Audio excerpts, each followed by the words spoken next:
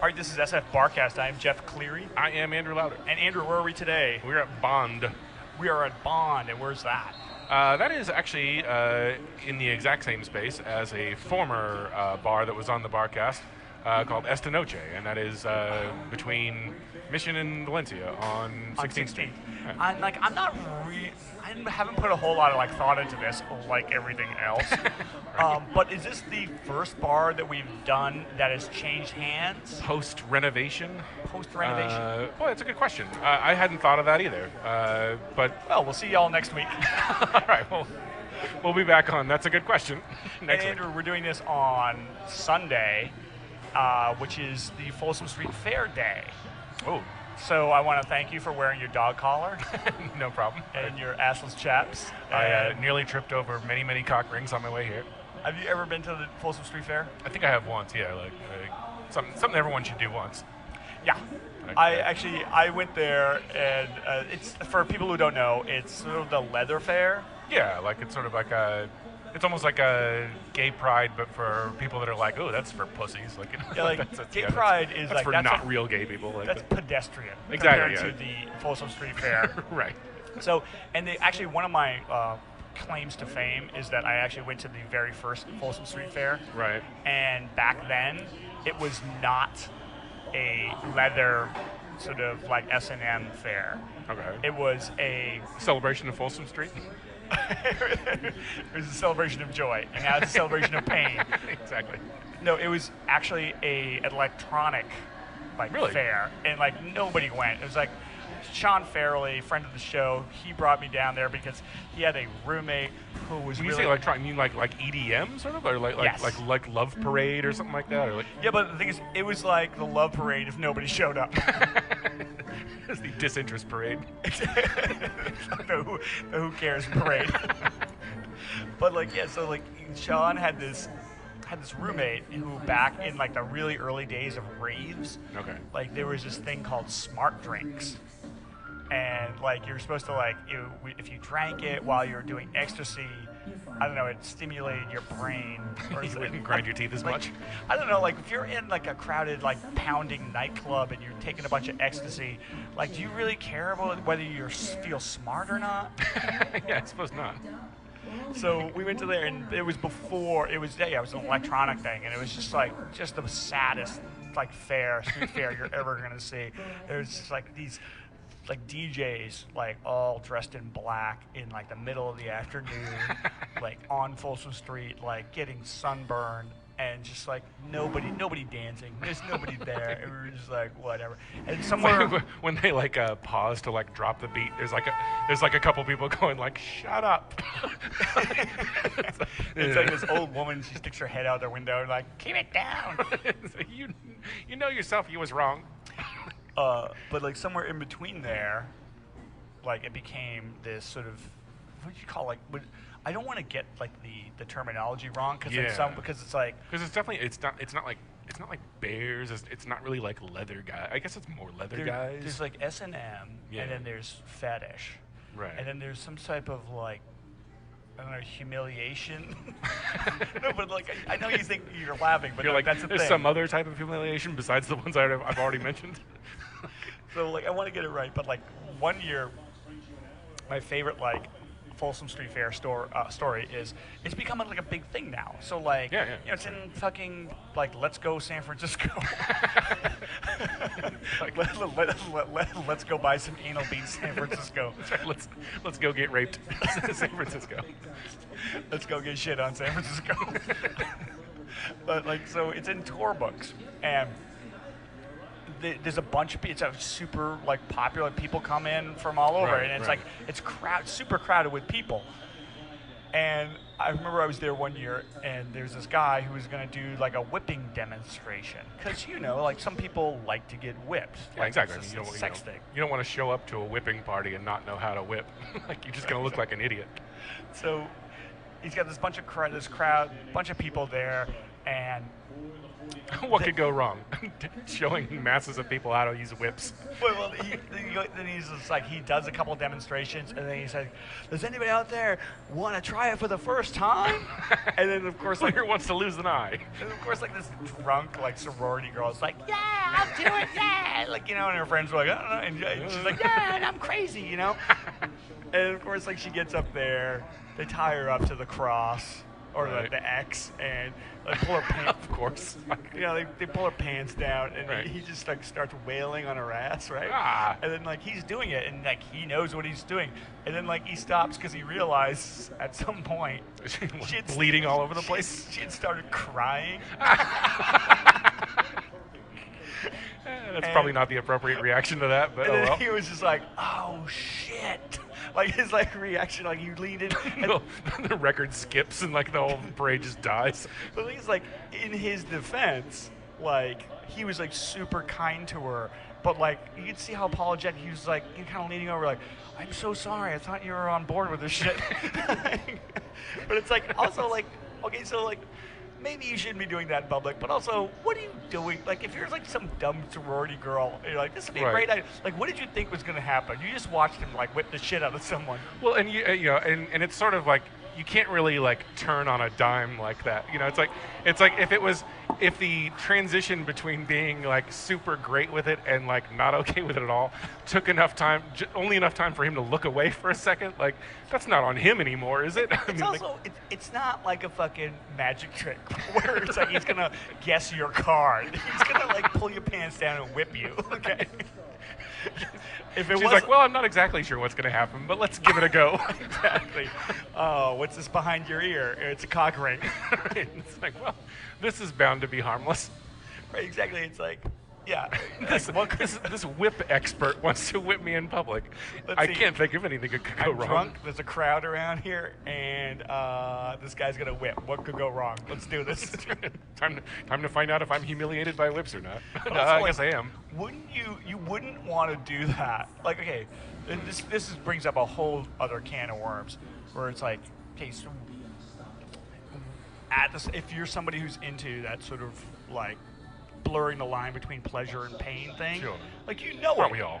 Like you know it. Like you see it, and you're like, Yeah, exactly. and you're like, oh, that turns me on. Like Right, yeah. sexuality is like kind of like a binary thing. It's like, does it Yeah, give yeah. you a big boner? Okay, then it works. Okay, and like sometimes it. Test passed. It's like, oh, I had no idea it would be that easy. And sometimes, like, you're like, oh, I didn't know that would give me a big boner. Right. But like, if you're watching somebody get whipped, and you're like, that doesn't look fun at all, like, Right. it's probably not for you, right? Yeah, exactly. But if you watch it, and you're like, I'm getting turned on here. You're like, oh, then you, by all means, go explore. Like, Like clearly that girl sort of got caught up in the fun of hanging out with her gay friends and was like, yeah, and had probably like said on many occasions, well, there's nothing I won't do. I'm the craziest girl you'll ever meet. Exactly. And, yeah, and they're all like, you're great. And then it's like, yeah, hey, it's time to get like whipped in public. And she's like, yes. I was the craziest, most progressive girl at Ole Miss. Exactly. Like, and showed all of them at Wake Forest what fun was. And the other, all right, so this is gonna relate to some dumb joke I wrote recently. By the way, we haven't done this in a while, I know, yeah, like, yeah. so we apologize. Well, I don't apologize. Andrew apologizes. I'm sorry, I apologize, yes. Jeff lives his life, like moment to moment. He doesn't care what you think. I live a quarter mile at a time, just like the people in Fast and Furious. So, oh, You were going to relate this to something. okay. Right. So I had to do some like stand-up recently, which I haven't done in a long time, and so I wrote this joke about my favorite story from San Francisco in the last year is the revelation that the city has decided to invest taxpayer money into this new space-age polymer paint that they're going to put on like exterior buildings because people are pissing too much. Well, I believe I remember hearing about this. Right. So if people don't know, there is this, I don't know, I guess Holocaust of people pissing everywhere in San Francisco. And instead of like being like normal people and asking them to not do that, hey, don't piss on my house. Right. Like the city has decided to get science involved and they have this like space age polymer paint that when you piss on it, it doesn't dribble down. It like refracts it back onto your legs. And this is supposed to, in a very passive-aggressive way, get people to stop pissing everywhere in San Francisco. And like, it's a very San Francisco thing for like that's their angle to do. Right. But like, it's not going to work because only like 78% of people in San Francisco don't like to get pissed on. Exactly. And so for that other like 22%, like people are just going to be like, oh my God, Jerry, stand over there. Kneel down, open your mouth. Why? You'll find out. That's right. No more sucking piss out of paper towels. now we can get it directly on our legs and or mouth, in and around our mouth. It just sort of like relate to the Folsom Street Fair because it's like as soon as like they announced this like revelation, this invention, like shouldn't they just been like, we would like you to sponsor our fair? Exactly. Like, it would be great if like they just completely like took it over and we're like, yeah, like we're gonna start selling your paint to the gay community. We're just like, we're gonna paint our entire houses with like this paint that magically allows like urine to stay airborne. And then like the city supervisors would be like, this totally backfired on us, literally. Hi-oh. Wife thought that one was gangbusters. Dude, if you dedicated your life to science and this was your invention. Well, the funny thing is, like I work for NASA. What did you do? Well, like, let me show you. Like thinking about like the guy pitching that to the government, like I picture like was it Bruce McCullough like saying like it's a pill that gives worms to your ex-girlfriends, or it's like it's paint that reflects it back onto your legs. So does it do? Who doesn't like it? So does it do anything else? It's what? Like, no. Who hates how brilliant I am? It's paint.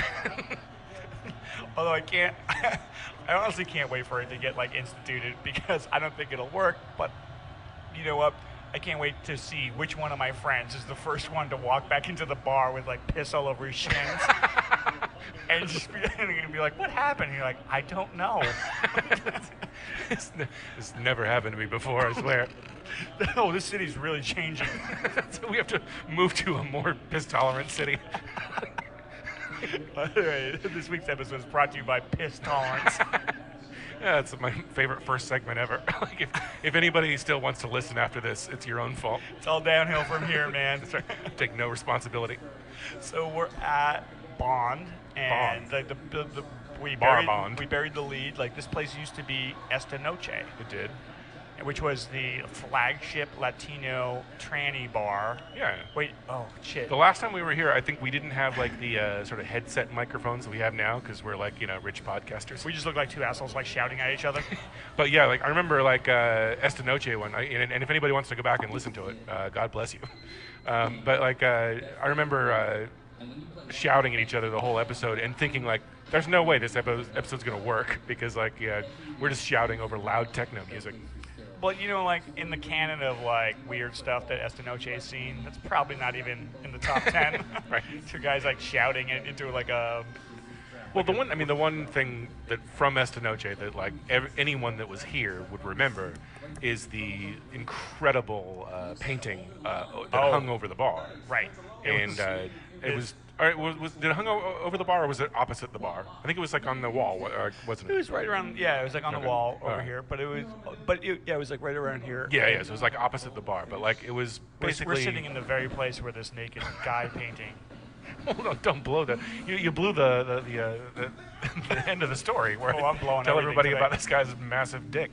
No, like it was just a huge picture of like a athletic dude sitting around with his. Bigger than normal schlong hanging out. Right, exactly. And you know what? The thing that was great about it is that it was a portrait. Like somebody commissioned. It was very classy, yeah. Exactly. It wasn't like, some Polaroid of some guy's junk. It wasn't one of these, like, Larry Clark, like, scumbag, like, photos. It was like someone's like, look, I need to get one of these don't give me an Academy of Art student. Give me someone who's a real artist and like paint me sitting on this chair with an exaggerated genitalia. It's like, the big French works of art that are in Versailles. Like, I want like something on that scale, but like of a guy's like giant, beefy dick. It's like Monet is shit. But anyway, yeah. So like that was, that was like the flagship part of this bar, and it is sort of sad to see that go. If anybody, any bar historians listening? If anybody is so moved by that stirring rendition of what that portrait looks like, and you really want to see it, it is actually on display at Doc's Clock now. You could probably also search Jeff Cleary or Drew Harmon's name on Facebook and find a picture of one of you guys, like probably mounting the picture itself. I feel bad because I came here with Drew Harmon once and took a photo. It's like me and him and the portrait behind, and I'm just like giving the big thumbs up. And then I just like when I see that photo now, I'm just like, no wonder Drew had to stop drinking. Like you probably saw that photo. It's like, oh god damn it. That's right. I don't even remember that. Of course he remembers it. Hey, you want to take a break? Yeah, let's do that, and we can. There's all kinds of. We got lots to talk about. Yeah, we've been, as the kids say, away for a bit. Exactly. Like we're getting ready to go back to school. Is it back to school time? Oh yeah, I like to think that we took like an extended 9/11 holiday. That's right. A very solemn 9/11 holiday. Well, of course. Well, I took advantage of the sales. Not one joke was made during all of the 9/11. Except the thing I posted on Facebook that was the Twin Towers made of spaghetti. It said never forgetty. Other than that, no jokes. Actually, did you see like that? Like one of the members of Devo got married on 9/11. Okay, so. Wait, so 9/11 2001 or no, this year. Oh, okay. Okay. And it makes perfect sense. So first off, like somebody told me that like that date is the cheapest date to book a wedding. Oh, I bet. Because like nobody, it's like, oh, happy anniversary, honey. Remember those towers going down? I will never forget the day I married you. Oh, I'll just set so many great like setups to that. I my wedding anniversary is Valentine's Day. Which is great because I'll never forget it.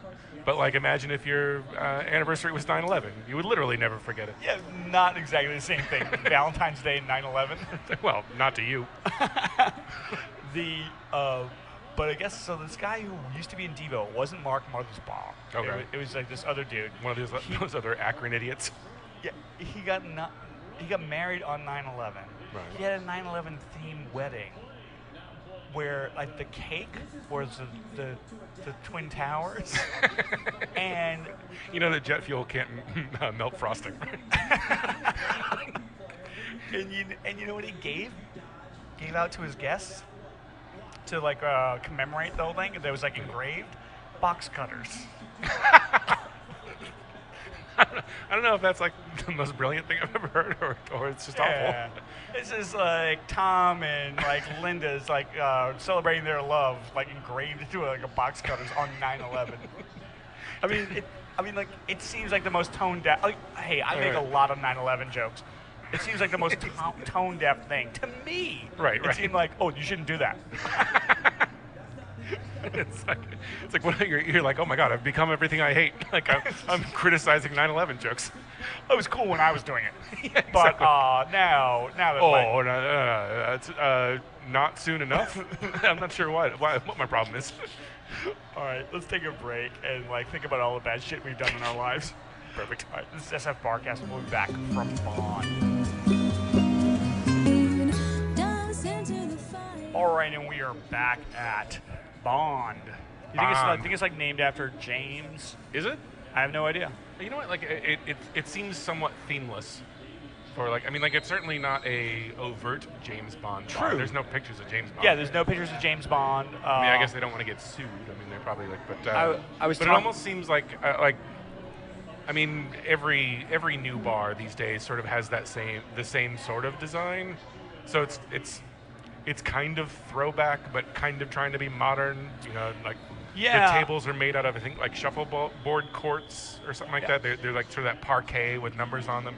Yeah, I was talking to the lovely bartender Jade, about the she is bar. Lovely. She's very nice. Yeah, she's very nice. You know what? Like when you reach a certain age, that just sounds creepy, no matter how you mean it. It's like if the girl you're talking about is under a certain age, where it's just like, yeah, shut up, like just keep in your pants, pal. And she was telling me that the owners also own Wish, which I believe is in over by the Holy Cow in South of Market. Okay. And wait, did we do Wish? Was that? No, wait. No, we didn't do Wish. Okay. And sorry, going down memory lane. going down dementia lane. Like, oh, that was a fun podcast. I'm going to replay it in my mind.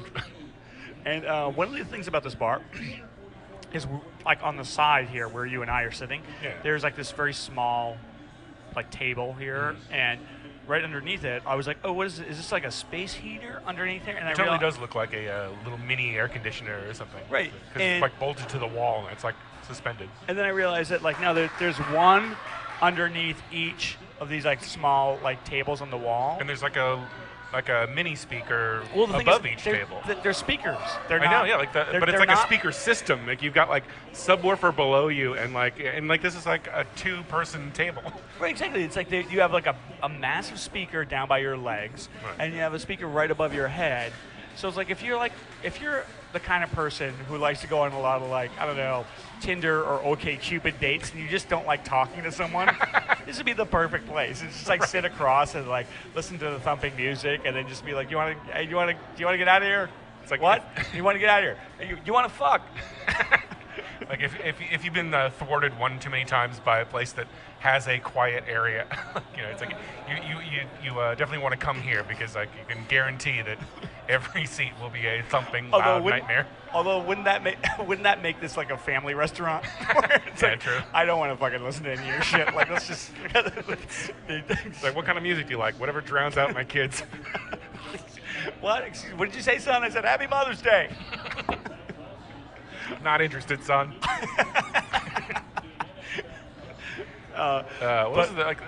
This is segment 2. This is the sports segment. Oh, you want to do sports? Yeah. And we've been since we've been off for a while. Luckily, it's the dregs of the sports season, and like there's not a ton to talk about. And thankfully, Deflategate is finally out of air. I don't get it. But that was fun, wasn't it? Deflategate. Ah, that's great. Fantastic. What a time to be alive. But like, okay, so we're here, and I have a very sinking feeling that, like, from here on out to the end of the year, like, all the podcasts is going to be at least like one segment where we should call "How much of a degenerate gambler can Jeff sound like?" Because we're sitting here, and actually Jade was telling me that this is like the first weekend where they've decided at Bond to open early, because they usually only open at 5.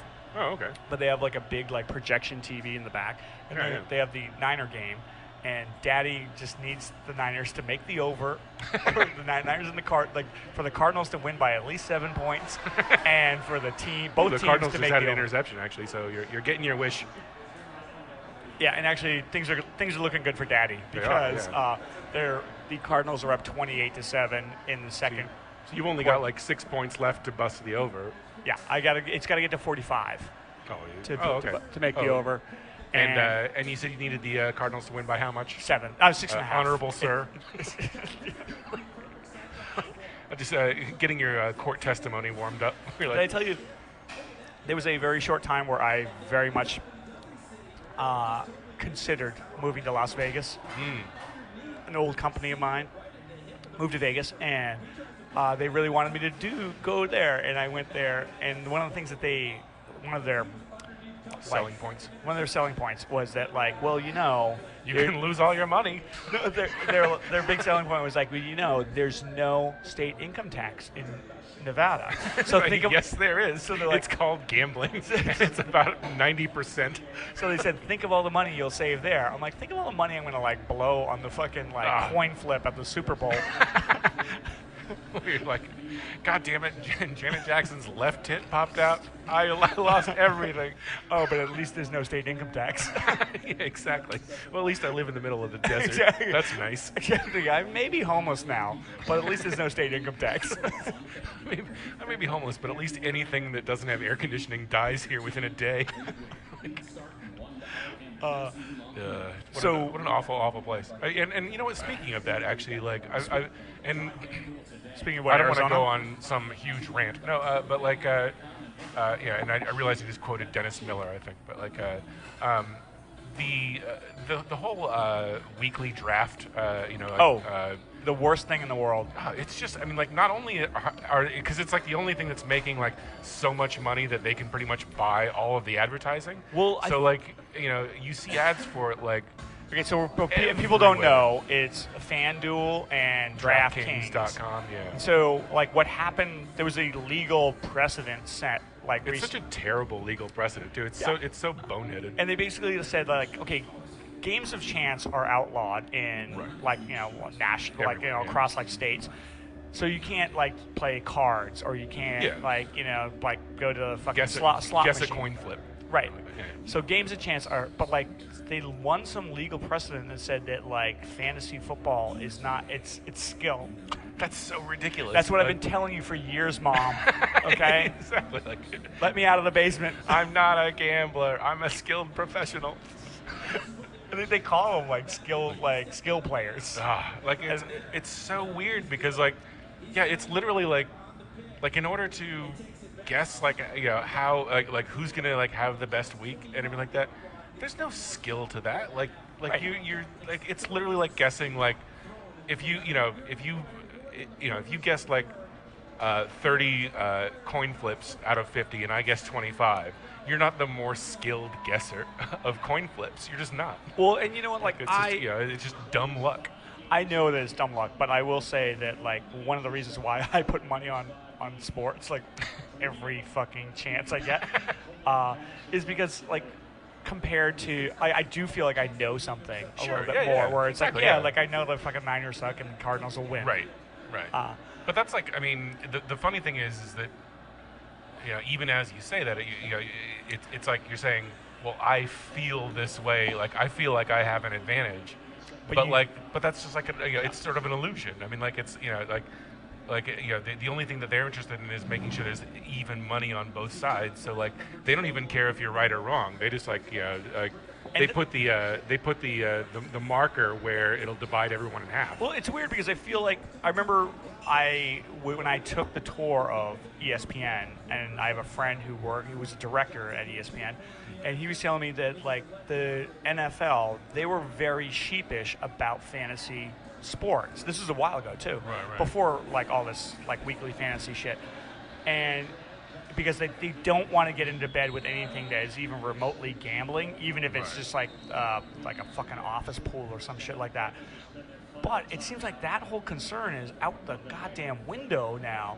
Because like they don't give a fuck now. They're just like you know, ESPN is just like, we have Matthew Berry and like he's like brought to you by FanDuel or something. Like that whole thing's just ridiculous. Like, and it's just like they're totally. I mean, like. And actually, supposedly the new I don't have like ESPN anymore, but supposedly the new Scott Van Pelt show, like they're not going to shy away from point spreads, which was like kind of like a taboo thing for like, you know, these sports like networks to do. They can't, although it's taboo now. Like back in the 80s, they had Jimmy the Greek, who was like this fucking like Philadelphia wise guy. Exactly. Who's just like, I don't think they're gonna make it. Excuse me for a second, I gotta go break this guy's kneecaps. There's no way the Bills will make the over. It's like you would never. And if they do, they'll live to regret it. You would like never hear that now, but I guess they're kind of warming up to this, like, which the thing is, like, I know that I'm a degenerate gambler, and but like I'm a single guy. I'm pretty sure I would be too, given most opportunities. I mean, like I remember like one year, like this is a good 15 years ago, even I think, like I was sitting like trying to come up with like this, like okay, like this I had this like whole thing mapped out where I was like, okay, like you take like the first 2 weeks of the season off, like so you can figure out who's good, and who's good, and who's not. And then like I was gonna like, makes sense. And exactly, you're like, oh, you're not the only one.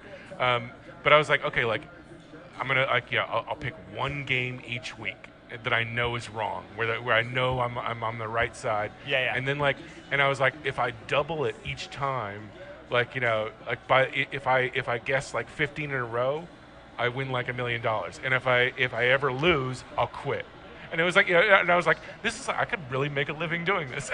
You're like, hey, it's like, hey, you know what? You're like, fuck that and like, and I IRA. didn't even like put the money down. I was like, okay, I'm gonna take a season pretending that I'm putting money down. And of course, like first week, I'm like out. It's like, yeah, well, but of course, then you're like, oh, well, maybe I can do third week until and like next thing you know, you're out like several $100.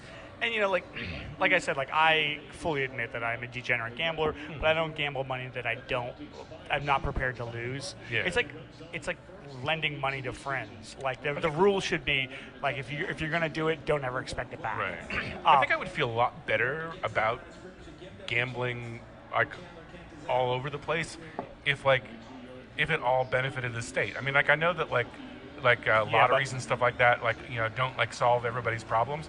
But it seems really dumb to like give private businesses gambling licenses because it's like there's no entrepreneurship there. Like there's nobody that like had the brilliant idea of starting a casino. Right. It's just like, well, yeah, you're setting up a place where you have the odds of making the most money. Of course, that's not business at that point. That's just like you're just like getting money. You're good at business. Very, very good at business. Like if it somehow like benefited the state all of the time, or like went to charity or something, like I would feel great about it. But like the fact that like actually, I corporations and the mob essentially are the like. I wouldn't even go that far. That like I'd feel like only because like. My take is like I said, I know I'm a degenerate gambler, but like I don't bet with money that I'm not prepared to lose. Yeah. But also like I don't have kids. I don't have like I can quit at any time. I don't have like a mortgage or anything like that. But it's like when you're opening it up to like it's kind of like it's okay if I want to go and like be a degenerate gambler. It's in the same way it's like like if. Like, but you don't want to open it up to, like, these families and stuff where it's like, hey, we have to move out of the house. Why? DraftKings. Well, it's like, you don't have to name any names, but, like, do you know, I mean, like, were there people that worked for the company that you used to work for that moved to Las Vegas that, like, became degenerate gamblers yes. and like Let me lost think about a lot? Yes. Like, I mean, like, that's a risk that the business ran, right? I know people who, like, had to move out of Vegas because they were, like, like they were blowing Tony's going to break my thumbs. Exactly. They had to move out of Vegas because they valued their thumbs.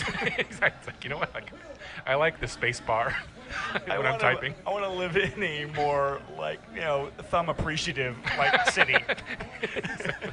I hear Salt Lake City really appreciates thumbs, so I'm moving there. Okay, well, what about the only other thing I have for sports is even though like now that football started and like basketball's kind of ramping up. Yeah. Like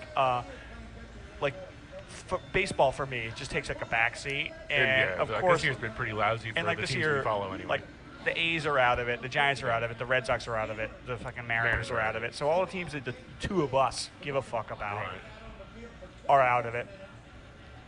So I am hitching my trailer to the Chicago Cubs. Yeah, why not? Well, like first off, hipster manager. They have like this great hipster manager in Joe Madden, and like I have like no connection to Chicago whatsoever. But like, guess what? It would mean a lot to those people. Like, I've actually entertained the idea that if the Cubs were in jeopardy of winning the World Series, I'd just like fly to Chicago and just like watch old people, I don't know, fuck in the streets. Is that what happens? Something like that, yeah. Watch people swing kielbasa's at each other.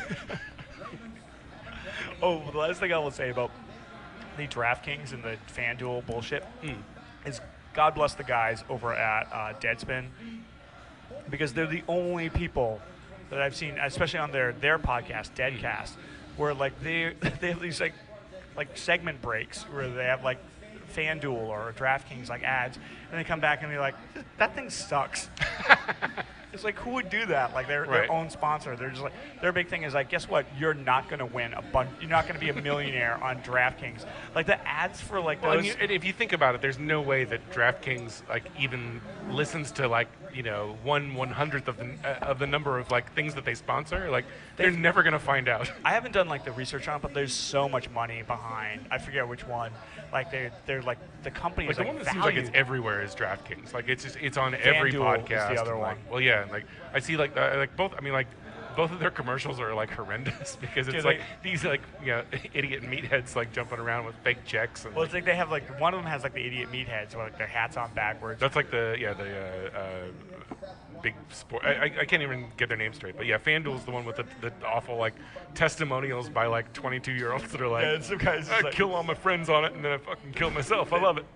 They have some dude who's just like some like head injury survivor who's just like, I won like $50,000 on FanDuel, and it's just like, dude, this guy like fucking. This guy makes like Wes Welker look like a fucking like college professor. Yeah, that's great. Are you a potato head like me? Then you would love FanDuel. That's right. I threw darts at a board. I picked my team. I'm a millionaire. Who knew? Also, the things I want to say that I love about the Deadcast or Deadspin is they did a football, like they do a weekly football sort of like report, and the guy said that the city of Buffalo is the testing ground for God's cruelty. That's funny. It's very similar to the and we can talk about this later if you want. But the Pope is on, or he may not be on American soil anymore. But do you have Pope fever? He's oh, don't we all? But like, but somebody had or I think it was the Onion actually had the headline that the Pope was quoted as saying like, this is the most oppression and horrible like thing I've ever seen upon his entry to Philadelphia. So like, well, it's like the Pope, like I haven't been following the papal visit, but like it's so fucking obvious. It's like he hits like, did he hit Boston?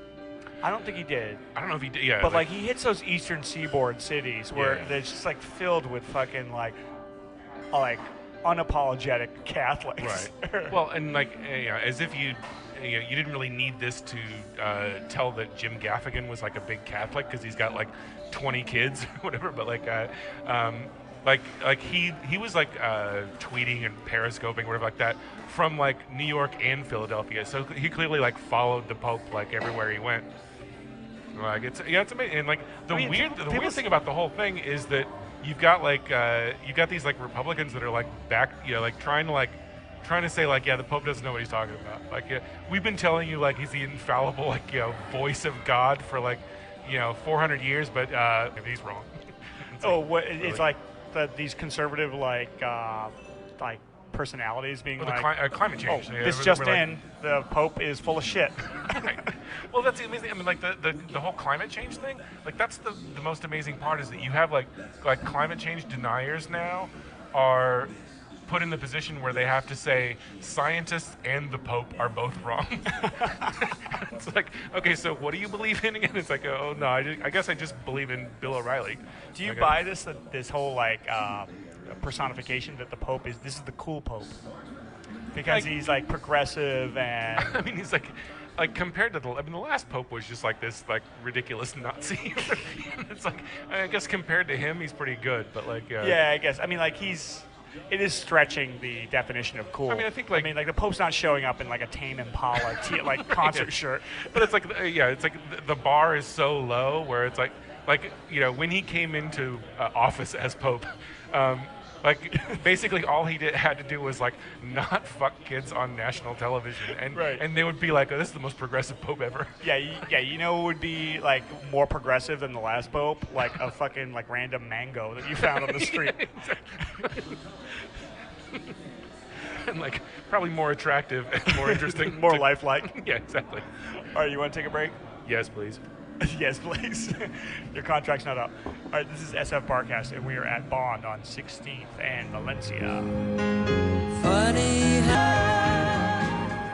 All right, and we are back. And Andrew, do you have something to say to me? Oh, congratulations on early in the third quarter, like making the over on your bet. So like, yeah, that's got to be very comforting. Like. I'm not. It's not every day you win a bet like that early. Yeah, that early. It's like. I I'm not encouraging anybody to get into the glamorous life of like sports gambling, but the over is like my favorite like bet because once you have it, you can't lose it. I mean, yeah. So like even though like this is a blowout game between the Niners and the Cardinals, like does exist the remote possibility that the Niners could come back and win this game and fuck my bet. But once you have the over, you already start spending that money. Which you totally have. I noticed you bought a new car in, like, in the last few minutes.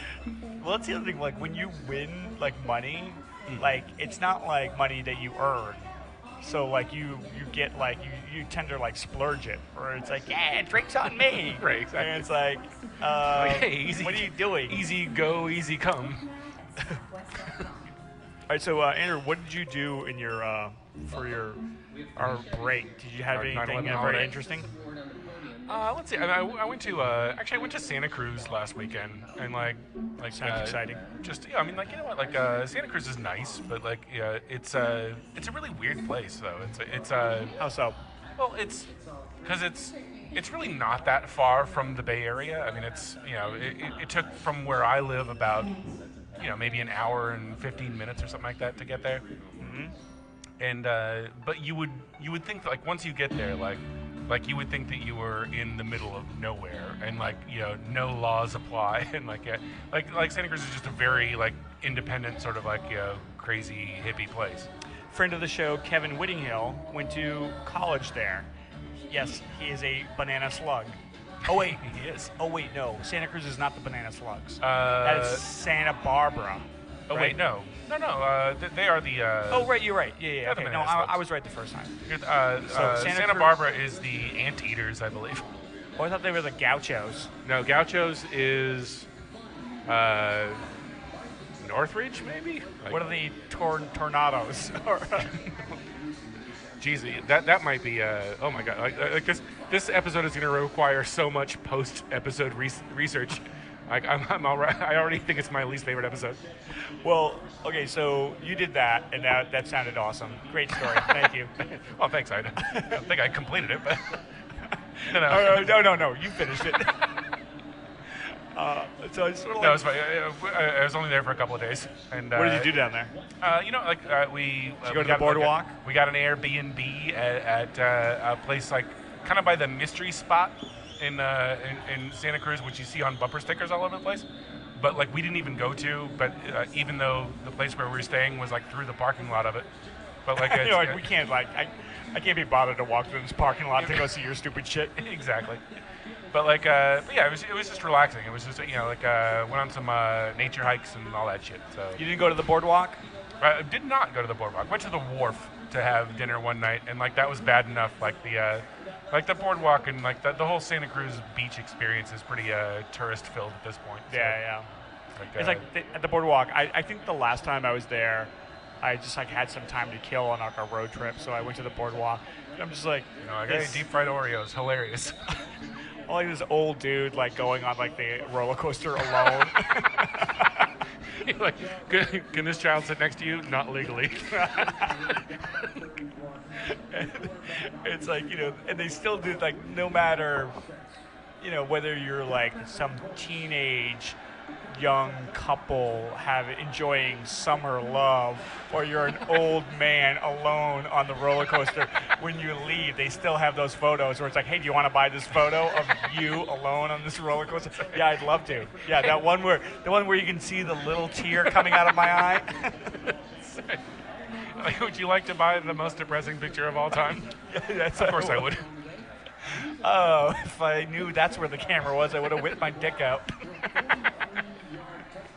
Well, that's sort of always true, really. Once again, apologies to my mother. Yeah. Apologies to roller coaster enthusiasts that don't like human genitalia. Or human genitalia enthusiasts. Well, apologies to them too. So I'll just tell you this quick story that happened to me when it was like probably about like 2:30 in the morning, and I was leaving a friend's place in the Mission at 22nd. Fun stuff always happens then. Like exactly. Oh, let me guess, someone came up to you and gave you $20. Well, you know what? Like I had to leave at 2:30 in the morning because I was having too much fun. Exactly. Like so happens a lot around that time.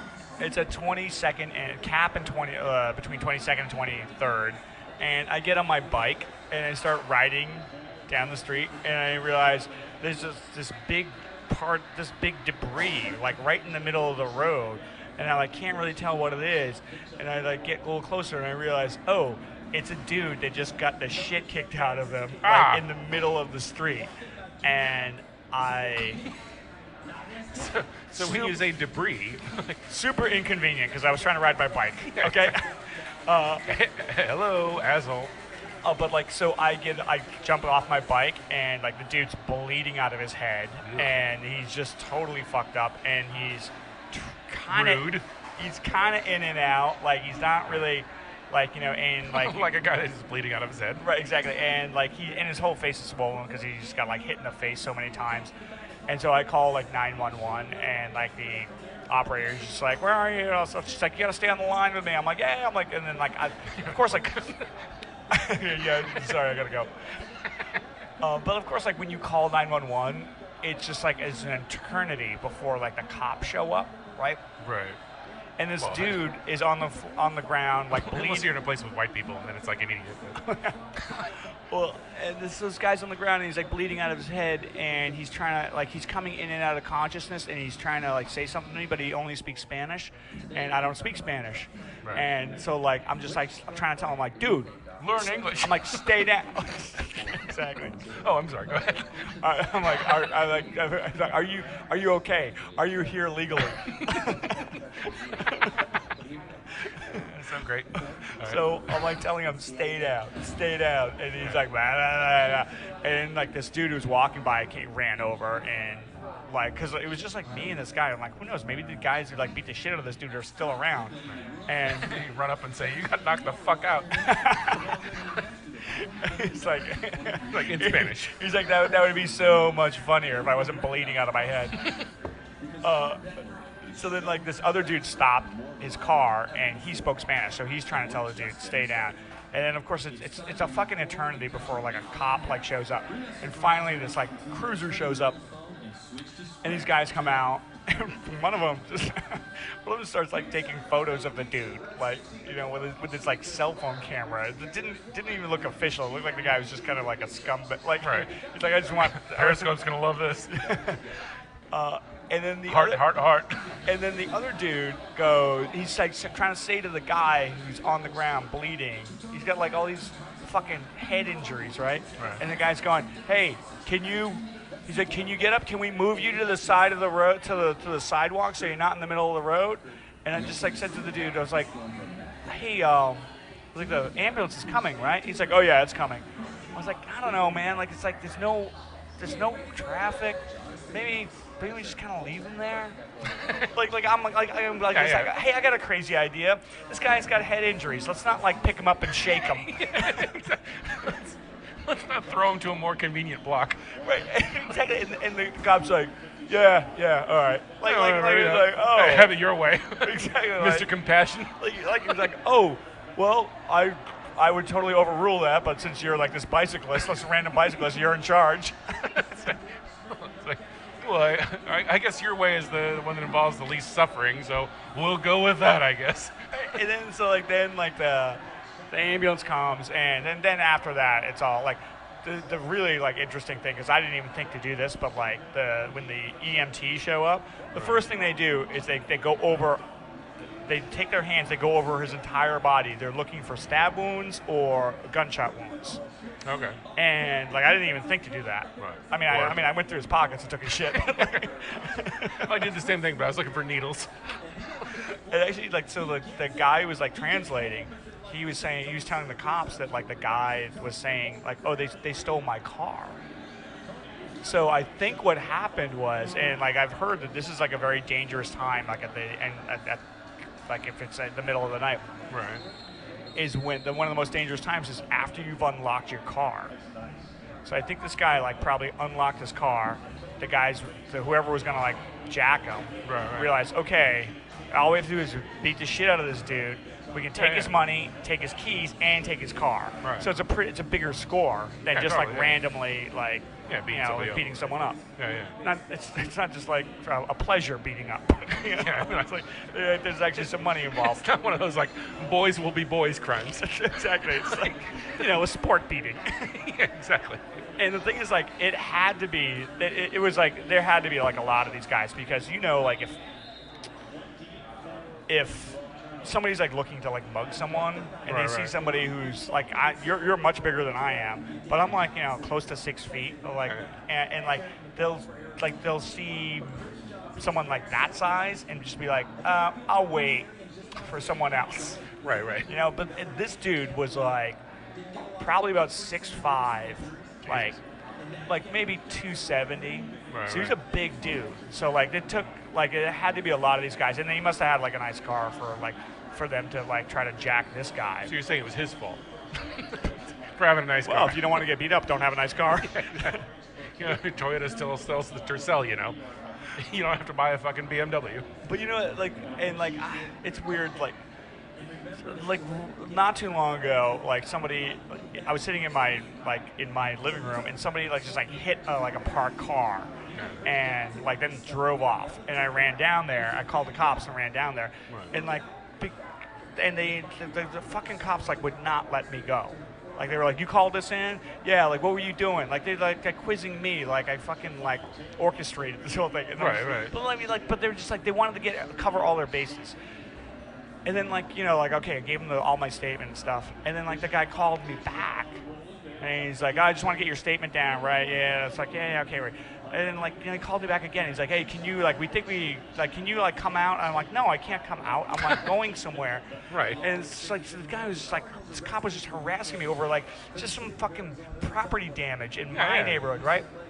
So I figure you're trying to be a good citizen, right? So I figure calling this in, this guy bleeding out of his head, I'll probably have to go through the same rigmarole, all this. And it's just as soon as they got the guy in the back of the ambulance, they were just right, see ya. And I'm not saying that, I'm not your feelings hurt. You're like, I thought we were going to the hospital. Well, I'm not saying that they totally didn't care because it was a Mexican dude in outside of a Mexican restaurant, compared to some property damage in a relatively white neighborhood, but they totally didn't care because it was a Mexican dude in front of a Mexican restaurant. It's I'm like, what the fuck is going on? I'm not saying that they put a pillow over his face and said, hey, pretend you didn't see this, buddy.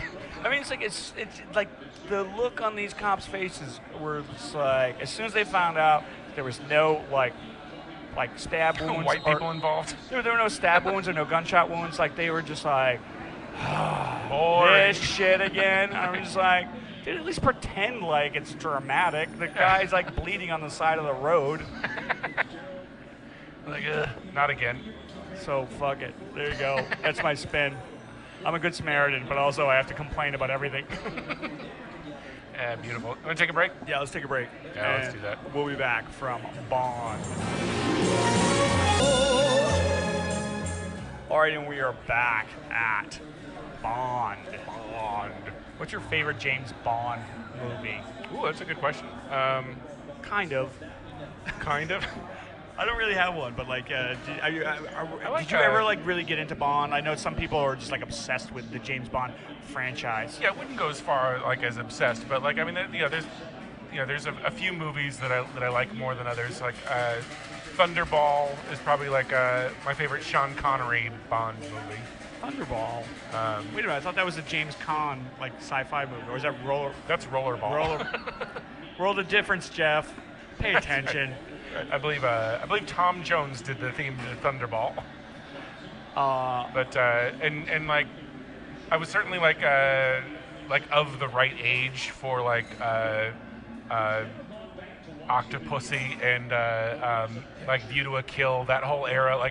Even though Roger Moore's probably easily the worst James Bond. Like There is that, like- he definitely sort of represented it like at that time for me, I guess.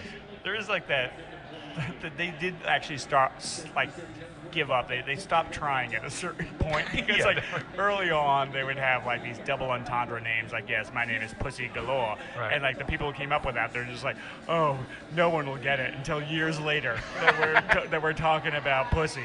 Right. But then, like, you know, in the 80s, they're just like, yeah, this movie's called Octopussy. 8 of them. There you go, 8. All right? Will you buy a ticket for that? Hey ladies, they all got pussies. Do I have to spell it out for you, everybody? Yeah, I was never really, like, James Bond fan. I don't know.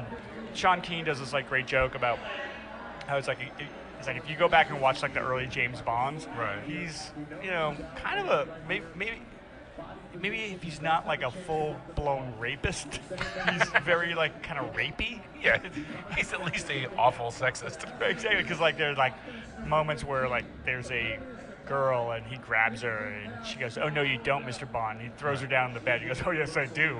And then they like fade away to like the next morning, where it's just like, "Oh, I'm so glad that you fucking forced yourself upon me last night." Where she's like, "Oh God, thank God you didn't listen to me when I said no. That was the best thing that ever happened to me." Do you like the Daniel Craig? I do like the Daniel Craig Bond movies that I've seen, which I think is all of them. But like, it's not anything that I would want to watch again and again. Like they're It's pretty fine. heavy, which is Right. great. Like I'm glad that they took it in that direction and not like a more comedic direction. But I like love how, at the same time, it's just like they're very dispensable to me at this point. I like how like there are some people who are like so into that franchise Yeah. that they get upset about stuff where it's like when Daniel Craig was gonna like be James Bond, they're like, what, you're gonna have a fucking blonde guy be James Bond? Like, this is fucking insane. It's like, dude, people fly planes into buildings now. Okay, like let's like and now like Just get used to it. Like Ronda Rousey is going to be the next James Bond. So. like yeah, and you know the next the other thing is like the guy from The Wire, Idris. Oh yeah, whatever. Yeah. They were like, oh, somebody was like considering him for James Bond, Right. and like the James Bond like traditionalist was like, what, a black guy? Like, not that I have a problem with black guys, but Not that I have a problem with black people, but this is absurd.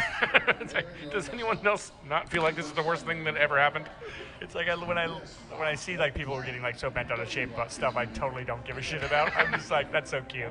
It's like when you hear about rivalries that it's like, oh yeah, you know, people in Chicago and St. Louis really hate each other. I'm like, really? I totally don't care. During the break, I used the restroom here. Oh, okay. And it is a It's not for Jeff's well, you know, I rated guess restroom thing. part of this is a bar review, and you know, you want to like. Yeah, tell you people- want to know? You want to know, like, and let me just say, compared to the old Esta Noche restroom, it is a vast improvement. Let me just I would say, agree with that. in the old Esta Noche restroom, there wasn't a lot of rest going on in there. Let's just say that like touching anything in that bathroom was an act of real confidence. The restroom they have here now is, yeah, you can actually go in there and do what you're supposed to do in there. Right.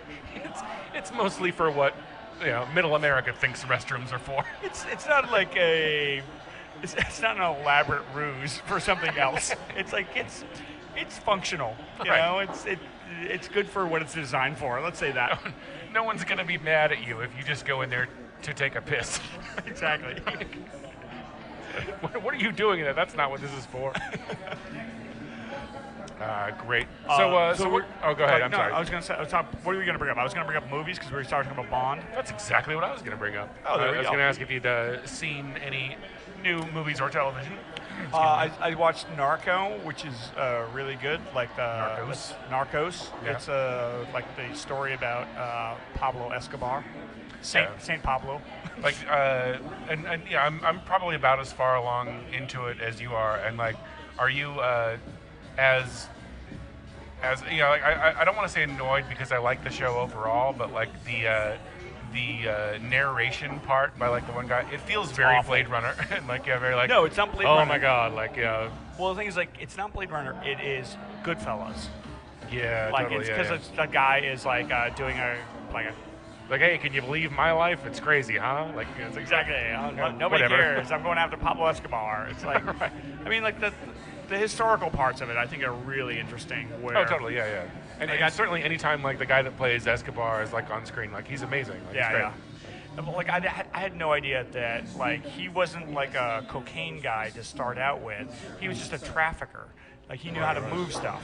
And then like this Chilean dude who was like escaping Pinochet. Yeah. He went up to Colombia and said like, look, I know how to make some fucking primo quality black diamond snow. And like Escobar's like, well, what can we get for this? And the guy's like, well, you know, in like Havana and in Nicaragua, like people pay like $10 a gram. And somehow, like, David Bowie showed up and said, I'll give you $1 million. And it was all like, and that led to all the great albums of the 70s. But then like Escobar said to this, like, you know, the guy who produced the cocaine, he's like, you have no vision. You're an idiot.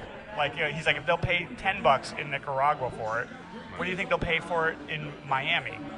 And that was like the moment where like that led to this like massive like cocaine empire. And somewhere Philip Michael Thomas's career was born. And it only gets better from there. Let me tell you. My biggest Exactly.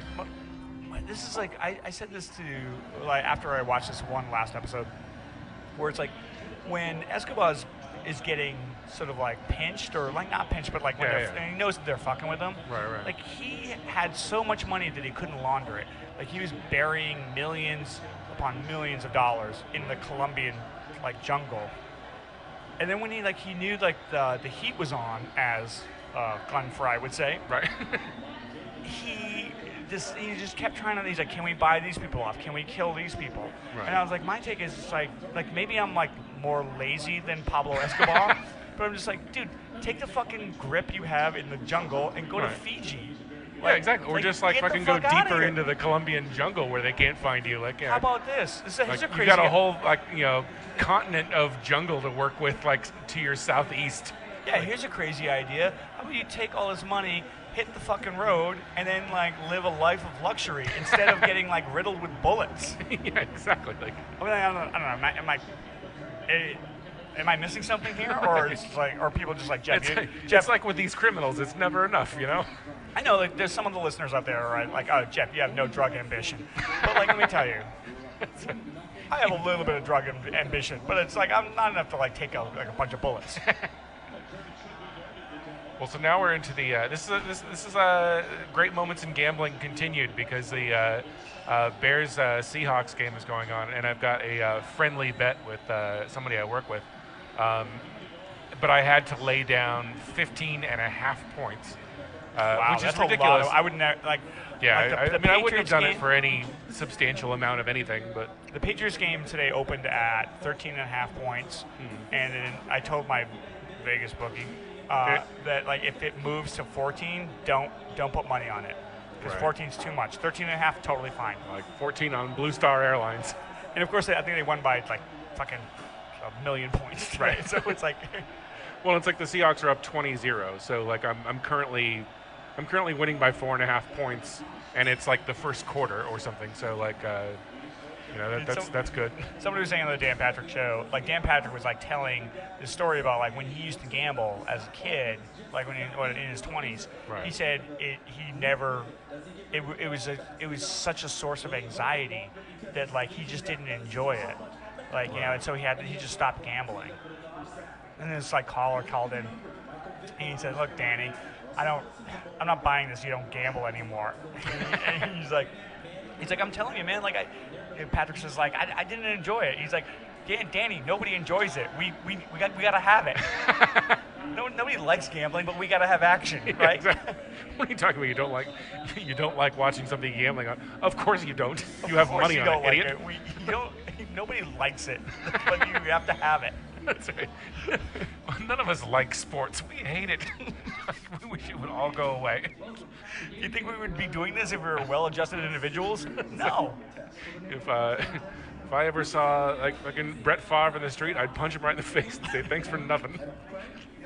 Why do I give a shit about something that's so insignificant? Because I have to have it. The only other movie I saw Harmontown, which is really good. Yeah. And it's been out for a little while, or it's a documentary about not Drew Harmon, not Drew Harmon, but Dan Harmon. Drew Harmon's a different movie. That's Harmon suburb. It's a Harmon adjacent. But like I listened to like Dan Harmon's like podcast. Yeah. And it's like I wasn't that like drawn to it. Like I thought it was funny. Me neither. But then when you watch the movie, you realize what the appeal is. Yeah, totally. Like yeah. you know, like he has like an amazing amazing rapport with his like fans. Sort of inclusiveness, like where it's like he makes the the dorks that listen to his podcast feel like like they're a big family of his, just like we do with our fans. Yeah, like I often because when I was watching it and I was like, oh, here's a podcaster has like a very good relationship with his fans. I'm like, so it's like science fiction, right? I don't get it. So what? So they did what now? So what, they go over to him and they tell him they like him? Right. All right, fine. Is this a long con to make money off of them? I'm not buying it, but okay. What do you mean he's not asking them for cash? That's ridiculous. You know what? I think we're out of like the summer movie season. And for the last month, I've been telling myself I haven't seen any summer movies. I think I actually went probably the first summer of my, movie going life, right, where I just didn't go to the movies. You just didn't give a shit. The thing is you know what? There weren't any movies to give a shit about this summer. Yeah, but the thing is a lot of these movies. This isn't the absolute indicator or the end all be all. Yeah. But it's a lot of these movies were super fucking successful at the box office. Fast and the Furious, the global market with that, it's just it's the fourth largest movie of the all time. Right. And then you got Jurassic World. That was just incredible box office I wonder if they're actually getting out into more markets really successfully, or if they're just now able to release a movie in India where 1 billion people watch it. Those action movies too, that's the thing. It's superhero movies and action movies they translate into any language, so right. The whole world sees it. The global market means it's so much bigger than the domestic market. That shouldn't surprise anybody. Right. But it's now the studios are gearing towards the global market. So therefore you have the Avengers, Age of Ultron. You have Mission Impossible. You have Jurassic World and Fast and the Furious. All these made buku bucks at the fucking the one summer movie that I think that I recently saw was Tomorrowland with George Clooney. Oh yeah, and, I heard that was shit. You know what? It was okay, but it was it was semi-ambitious, I guess, but there's no way you can sort of make that movie the way they tried to make it, because they sort of tried to take the retro-futuristic Tomorrowland of Disneyland and make it for kids of today, and it's what are you trying to do? It's just confusing at that point. And so.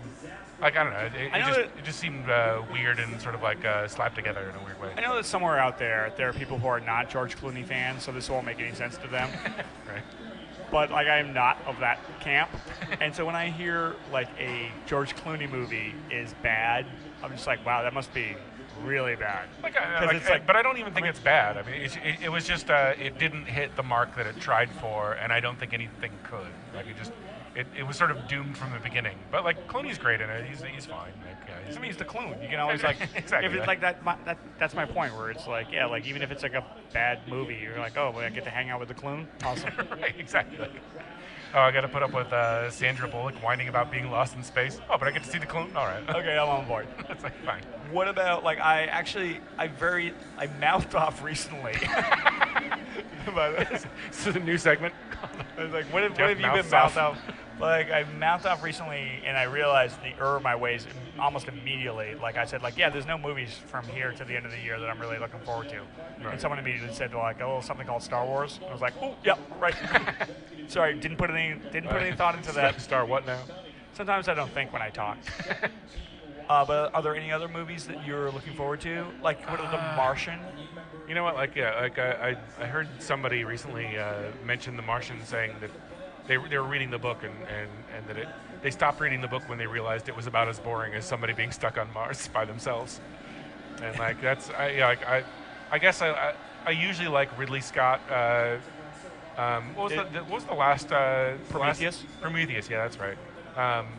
Which I guess I enjoyed, but like not like, yeah, it's nothing I'm going to start a religion around. Yeah, I mean, like Prometheus is like this beautiful movie, and like if it was on, I'll watch it. But like, Sure. I think it's like flawed. I mean, Yeah. it's also like very much like the other Alien movies. Yeah, I exactly. mean, yeah. and I don't mean like in that the same aliens in it. I mean like the android gets like ripped apart, Right, and, yeah, and it's like that's right out of They just Aliens. Photoshop someone else's face onto Sigourney Weaver. It's like if you have a franchise, like it's totally fine to use that as a backdrop for a next movie, Yeah. but at least make the narrative different. Yeah, exactly. Don't cut and paste everything. I guess they're gonna do another Prometheus. So like, I mean, like if you're into sci-fi like I am, like you know that 85% of what you're gonna like watch is shit. Right. But like you're waiting for them to find another like Blade Runner. Another or good example Alien. of that is a movie called Selfless that I watched recently. That was Ben Kingsley and Ryan Reynolds. It came out this summer. Is it about gambling? No, Ben Kingsley plays like a billionaire that like supposedly buys a scientifically made body to put his mind in so that he can live like another 80 years or whatever. Wait, and it's he Ryan has Reynolds. all this money, and he bought Ryan Reynolds' fucking body. Exactly, right? Mistake. Christ. It's like, But like, I want to you know- know what it's like to be an untalented fuck. But it turns out, like, spoiler alert, it turns out that the body isn't entirely made from science. It's like someone's actual body. So like, but it's the guy that did the Cell and like those REM videos, Tarsine. Oh right, He yeah. did it, and it's stylish enough. It's okay, but like, it's an interesting subject that they made a not interesting movie about. Yeah, Because I mean, you really could you could do a lot with implanting old person's mind into young person's body that they didn't really explore too much. But what are you gonna do? I mean, I think I love Ben Kingsley as much as I hate Ryan Reynolds. So like that just cancels each other out right there. The unfortunate thing about this movie is that Ben Kingsley does a very unconvincing sort of like New York businessman, like and like it's just sort of uncomfortable to watch Ben Kingsley be like hey, I'm from the fucking Bronx, whatever, like yeah, okay, all right. Yeah, like. Okay, you're Gandhi, all right. Your favorite Ben Kingsley role? It's got to be Gandhi, right? Like, or I mean, like, or is it Sexy Beast? Sexy Beast. Yeah, it's got to be Sexy Beast. Is it? I was sitting in a bar recently, and this like friend of mine like comes in, and it was like one of the very hot days that we had in San Francisco right, recently, and he just sits down next to me, and he just goes, "I'm sweating like a cunt over here," and I was like, "That's pretty specific, dude." And he's like, "Oh no, it's from that movie, Sexy Beast." I'm like, "Oh yeah, that movie's great." It's also directed by Jonathan Glazer, not Johnny Ding Dong, You know, but it's the time when Johnny Ding Dong directs a movie. not the comedian Jonathan Glazer, but Jonathan Glazer, the British director who also did Under the Skin, which is a pretty good sci-fi movie. Totally. If you like to see, if you're aliens, if you want your aliens to look like Scarlett Johansson, this is the perfect movie for you. All right, you want to take a break? Actually, there's one other movie I saw that I want to like sneak in real quick, and it's called The Overnight, and it's I would say seek it out, but it's pretty horrifying on some levels because it's Adam Scott and Jason Schwartzman are in it, and basically, well, I don't want to give away too much. Just it's called The Overnight. It's pretty funny. It's pretty dark. But it's also got like some horrible stuff that you have to witness. So if anybody, if your idea of a movie like review is It's like cryptic not, bullshit. not knowing anything about it, but being told like, oh yeah, it's got some like crazy fucking shit in it, and you're an Adam Scott and Jason Schwartzman fan, There we go. I can only imagine. Is it like Is it like Human Centipede, like horrible? It's not quite that horrible, but like it'll make you uncomfortable for a little bit. Okay, well, so there you go. Like, I guess So if that's the kind of thing you like, you can do a lot worse. Bring the kids. If that gives you a big boner, then go watch that movie. Free speech. Free speech. All right, this is SF Barkast. We'll come back and we'll wrap this up from Bond. All right, we are back at Bond. Andrew, how are you taking not only, well, fuck the Pope. Maybe I should. We're starting off on Maybe I shouldn't start the segment. I was going to ask you about the Pope, but I'm like, fuck that I was story. really hoping we'd end the segment with fuck the Pope. Not the beginning. But how are you taking the fact that one Scott Walker pulled out of the Republican primary race?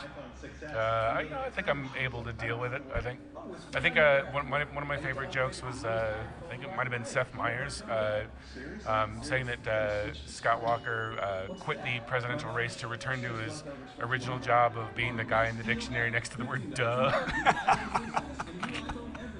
So that was pretty accurate. That's pretty accurate. Yeah.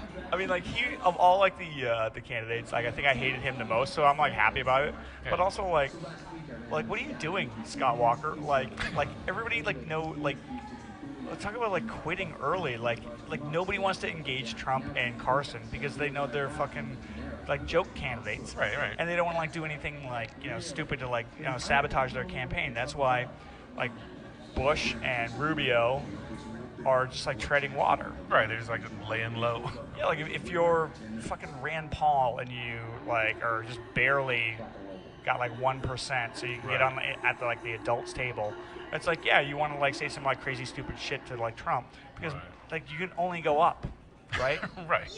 But like Scott Walker, like I guess he just didn't resonate. I mean, like we all dodged a bullet there, but it's like like the campaign is so like the election is so far away. Oh, I know. Yeah, like it's that crazy. Like he's just like, oh, what's it like? 2 minutes into the first quarter, I'll quit. Yeah. Like, this is not going to end well for anybody. I recently went and saw the Slate Political Gab Fest in San Francisco. Oh yeah. And at the end of it, it was okay. Like it wasn't their best live show, but at the end of it, they took Q&As, and this one person went up and asked, he said like, I really love your podcast, and I'm really into politics, but sometimes I just can't get over how Eastern centric it is. Really? And David Plotz was like, do you really think that? And he's like, and like the whole crowd was like, yes. Oh, wow. And then like John Dickerson got on there and he said, well, like he's like, no offense, but like there's nothing, like especially California, he's like, there's nothing going on out here from a national perspective. Right. He's like, California is definitely going to go blue. The fucking like state government's virtually all like Democrats, and he's like, there's no candidates like from the West. You're all smoking your legal pot, sitting around. Right. So it's like he's like, oh, I apologize if it seems like we don't really care about out here, but it's just like there's nothing dramatic. Yeah. Because it's sort of like the unfortunate result of the system we have. Like right. He's like no one cares about like what happens in like New York politics on a national level either. Like it's like well, it's like if you look at like where the candidates are from, like were born, like the most Western was Scott Walker, who was born in Colorado Springs, and it's like after that, it's like you got to go to like I don't know Texas or something. Right. So it's like like they're kind of like everybody knows that like California's going to go blue, like Oregon's going to go blue. Washington State's going to go blue. I mean, it's you could probably look at it as like a compliment in a way because it's like, you guys have your shit together. Yeah, exactly. Like you guys are like sort of keeping it together, and like you're not in danger of like electing Ted Cruz president. Or anything. Right, exactly. That's what he should have said. He should have said, well, if you wanted more exposure, why don't you come up with some fucking like ridiculous candidates of your own? Yeah, exactly. It's like there are clearly insane people here. You could run some of them like for president. Yeah, you've got crazy people. Like, come on, California, step it up. Quit hogging them to your street corners. So why don't we go into our final analysis, Phil Joannou? Yeah. Of this bar. What is your final analysis, Phil Joannou, of Bond? It's tough because I feel like we've had a good time here this afternoon. I had a great time. And it's It's a nice bar. Like at the same time, like trying to sort of remember what it was. Like it was, it was much darker. It was much, like there wasn't. It's much more like they opened up the windows. They opened up the staircase going to nowhere, which is cool. I love like that's that. my favorite thing. Like That is cool. the design, the interior design. They have this staircase that goes up to nowhere. Like, 'cause this place used to be an old hotel. Okay, and yeah. like the bar was like where you would check in, Right. and like the stairs would go up to the rooms. And now they just have this stairwell that just goes to nowhere. It's like the Winchester Mystery fucking like lounge. It's like the hotel was like, so the bar downstairs turned into what? And then just like boarded up. It's like closed down. Wait, how are we gonna get out? Don't worry about it. Everyone just boarded themselves in. But like, but I mean, a lot of it is really standard sort of like decor for like bars these days. So there's nothing. I mean, the bar itself is really great, and Yeah. it's great that they kept it. And so like it's good in that respect. But like a lot of the other choices just seem very very plain. But Yeah, like, but overall I like Although, it. like, So, there is like that sort of like minimal thing. Like, I mean, I don't know that much about interior design. It's like, but like at least they didn't go overboard. They didn't go all full fucking. that's true. Yeah. Like trick dog. Yeah, on exactly, it, Like, yeah, where it's- it's like, it still has an element of like accessibility to it. Yeah, definitely, and like, and it's and I guess this is like the first time they've been open early. You said in a while, like Yeah, for football. yeah. So like so it's not like I guess it's not like we should expect this to be like completely packed. Yeah, I mean, but like but I'm sure it gets no, packed. it's good. at It's night. good for us. I mean, like, 'cause Yeah. guess what? It gets really packed on the weekends. Oh, cool. And it's Well, I'm like glad to hear that because packed. And, yeah, it's a lounge, you know. And it's like I'm sure they have like a elaborate like drink menu. And it's probably like if you're like not that this should matter like walking an extra block, but like it's probably like the closest bar to like 16th and Mission BART station. That's Like, true. yeah, or So the- if like if you just have an alcoholic that Exactly. like, rides public transit and like needs to get to the closest bar possible. I can't take the extra 20 feet to walk to Casanova, so like I'll stop for a drink here. Oh, but wait a minute, like Skylark's right there. Fuck it, no. Actually, I think there may be a couple of Elton's, more yeah. Latin American bars closer. That's true. So if you don't mind dealing with those kind of people, you can probably find a closer drink. It's Ted Cruz hanging out right. here. Donald Trump. Yeah, I'm gonna give it a thumbs up. I really like this bar. Yeah, overall. I mean, like, is it like is it my neighborhood bar? No, but that it just opened up. Yeah. But like, yeah, it's definitely like a loungy place if you want to like kind of like it feels like a very relaxing place. Like Exactly. like a lot of like booths where it's just kick back. Precisely. Do you have any plugs? I think the only plug that I have, I mean, like the talked about the movies that I saw, whatever, but like review with Forrest McNeil starring Andy Daly has been great this season. Okay. And so that's probably wrapping up. But other than that, and nothing else. I have a plug. Dana Gould is going to be at the Punchline. Oh, yeah. I believe in a week, less than a week, next Thursday. Always hilarious. Always hilarious, and you should check out the Dana Gould podcast. That's always good. Trivia this month next month at the Right Spot will be on October 7th. Ooh. And if you go to that trivia night, you'll get to like see basically this podcast in live action form, Ooh. but also peppered with trivia questions. And aside from that, I don't know, just take the over on the Cardinals games. Yeah, exactly. And I'm also thankful that the weather is starting to calm down a little bit. It's been a ridiculously hot bullshit summer, and I'm glad to see it go. It was, as Bananarama would say, it was a cruel summer. It was a cruel summer. Leaving me here on my own. Cruel. Yeah, actually, like some people were like, I think sometimes people after the summer they get like sad. Oh, summer's over. Like Yeah. I love fall. Oh, I know, yeah. Although like it's not like fall like back in the Northeast where Yeah. it's like there's only a few places like in San Francisco there are a few places where they have like trees that lose their Right, leaves. right, right. And so when they fall, and then they start to sort of like disintegrate, like Yeah, you yeah. get that smell, and you're like, oh, it's autumn.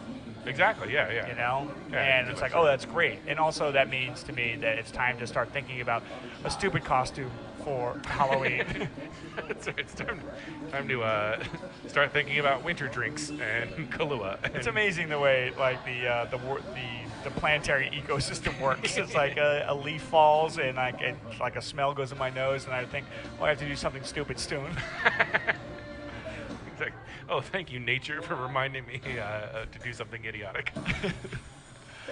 All right, so I guess that's it. That is it. Thank you guys for listening. We'll see you next time. I'm Jeff Cleary, I am Andrew Louder. and we'll see you next time at the Boz.